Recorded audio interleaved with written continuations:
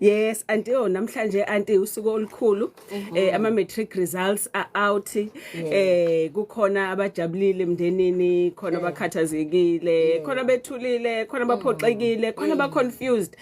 abangazi ukuthi kwenzeka ngani sokube sikhuluma ngaloko namhlanje Mam Lady D nomzali kakhulu ngoba phela lento hamsana nemizwa nawe mzali unemizwa ngaloko so sikhuluma nawe nanokuthi uhandlisha kanjani sikhulume nawe umuntu omusha kade ubhala umatric nawe ukuthi uhandlisha kanjani wathi cabangani ukuthi nawe umzali unomfana wakho benza umatric Nkolo yes waphasa Nkolo ngiyaqhenya usefuna ukushaya uSkyhigh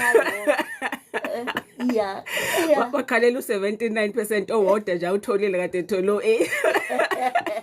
so ngiyambongela kakhulu umfana wami nabo bonke Mam Lady D nabo bonke abantwana abasebenze ngokuzikhandla ngoba Mam Lady D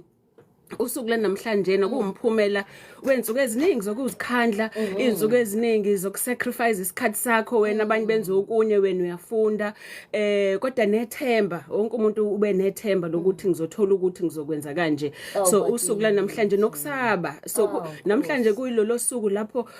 bonke bazoke bathole ukuthi bake baphumule uthe usihle unyuye wabo ke namhlanje so nongaphasanga kube nendlela yokuthi nje azizwe yes singanqena ukuthi sinsenze izinkulumo ezishubile kwamanje ungathi zobe inkhulume yes Mam Lady D umonakalo wenzeka kulesikhashana look